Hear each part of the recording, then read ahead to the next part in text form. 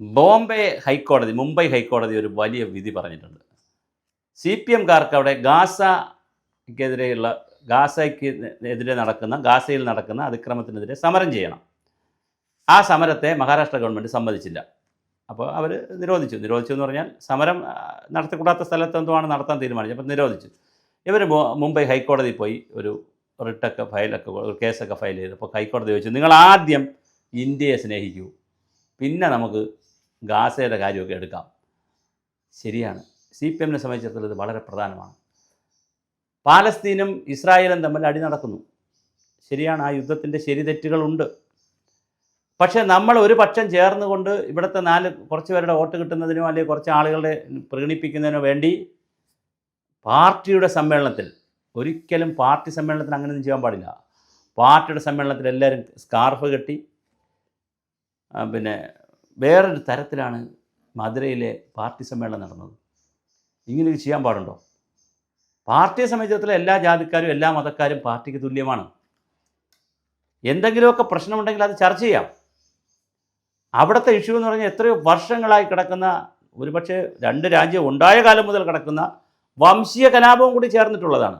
അത് വെറും ഒരു ക്രിസ്ത്യൻ മുസ്ലിം പ്രശ്നമൊന്നുമല്ല, മുസ്ലിം ക്രിസ്ത്യൻ പ്രശ്നമേ അല്ലത്.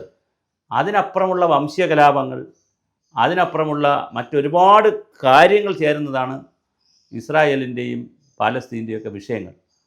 അതിൽ വല്ലാത്ത തരത്തിലാണ് ഗാസയുടെ കാര്യത്തിലൊക്കെ പറഞ്ഞിട്ട് ഇത്. അപ്പോൾ എന്തായാലും കോടതി നല്ലൊരു കൊട്ടാണ് കൊടുത്തത്. നിങ്ങളുടെ രാജ്യത്തെ ആദ്യം സ്നേഹിക്കൂ. ഇന്ത്യ ചൈന യുദ്ധം നടന്നപ്പോഴും ഇതുപോലാണ്. EMS പറഞ്ഞു, ചൈനയ്ക്കുള്ളതെന്ന് പറയുന്നത് ചൈനയ്ക്കും ഇന്ത്യക്കുള്ളതെന്ന് പറയുന്നത് ഇന്ത്യക്കും. അപ്പോൾ ഇത് ആർക്കുള്ളതായത്? ഈ ശരിക്ക് ഒരു പീസ് അലുവ ഉണ്ടെങ്കിൽ അവനാണെന്ന് പറയുന്നത് അവനും, യവനാണെന്ന് പറയുന്നത് യവനും എന്ന് പറഞ്ഞാൽ ഇത് ആർക്കുള്ളതാണ്?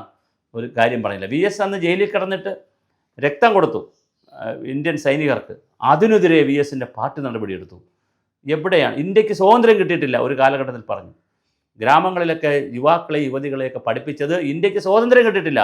47 കറുത്ത ദിനമാണ്. 1947 കറുത്ത ദിനമാണ്.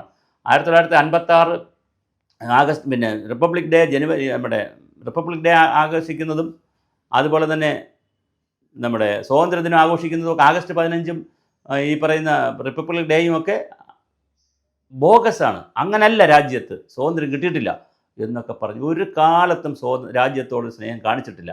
അത് പ്രശ്നം എന്താണെന്ന് വെച്ചാൽ കമ്മ്യൂണിസ്റ്റ് പാർട്ടിയുടെ ഈ സാർവദേശീയ ചിന്തകളുണ്ട്. ലോകം മുഴുവൻ ഒന്നാണ് എന്നുള്ളൊരു ചിന്തയിൽ അത് കേട്ടാൽ തോന്നും, നല്ല സുഖമെന്ന് തോന്നും. പക്ഷേ ലോകം മുഴുവൻ ഒന്നാണെന്ന് പറയുമ്പോഴും സ്വന്തം വീട് നോക്കണ്ടേ, സ്വന്തം കുടുംബം നോക്കണ്ടേ, സ്വന്തം മക്കളെ നോക്കണ്ടേ? അപ്പോൾ അത് നോക്കിയിട്ടല്ലേ ഇത് വരുന്നത്. അപ്പോൾ എല്ലാ ലോകവും ഒന്നാണെന്നുള്ള നിലയിൽ സാർവദേശീയം എന്നൊക്കെ പറഞ്ഞ് ഇങ്ങനെ പറയാൻ കൊള്ളാം. പക്ഷേ രാജ്യമുണ്ടെങ്കിലല്ലേ രാജ്യത്ത് ജീവിതമുള്ളൂ. എങ്കിലല്ലേ നമുക്ക് സംസ്ഥാനവും മറ്റു കാര്യങ്ങളും ജില്ലയും പഞ്ചായത്തൊക്കെ ഉണ്ടാവുള്ളൂ. പക്ഷെ അതിലൊന്നും ഒരു വിശ്വാസമില്ലാത്ത രീതിയിൽ, വളരെ വല്ലാത്ത രീതിയിലാണ് CPM ഇടപെട്ടത്. എന്തായാലും മുംബൈ ഹൈക്കോടതിയിൽ നിന്ന് വലിയൊരു കൊട്ടാണ് കിട്ടിയിരിക്കുന്നത്. നിങ്ങൾ ആദ്യം സ്വന്തം രാജ്യത്തെ സ്നേഹിക്കൂ, പിന്നെ എന്നിട്ട് നമുക്ക് ഗാസയൊക്കെ ഏറ്റെടുക്കാം എന്ന് പറഞ്ഞ് മോശമായി പറഞ്ഞുകൊണ്ട് ആ ജാഥയ്ക്ക് അനുമതി നിഷേധിച്ചു. എന്തായാലും CPIക്ക് കുറച്ചുകൂടി ദേശീയതയുണ്ട്. അവർ ഒന്നുമില്ലെങ്കിൽ ജനഗണമനയൊക്കെ ചിലപ്പോഴൊക്കെ പാടും, വന്ദേ മാതരമൊക്കെ പറയും. CPMനെ സംബന്ധിച്ചിടത്തോളം അത്ര പോലുമില്ല. തീർച്ചയായും ഇന്ത്യയിലെ ഒരു ജനാധിപത്യ മതേതര സോഷ്യലിസ്റ്റ് പാർട്ടിയായി CPM മാറേണ്ടതുണ്ട്. അത് വളരെ പ്രധാനമാണ്. അതിൽ രാജ്യസ്നേഹം, രാഷ്ട്രം ആദ്യം എന്നുള്ളൊരു സങ്കല്പത്തിലേക്ക് CPM വരേണ്ടതുണ്ട്.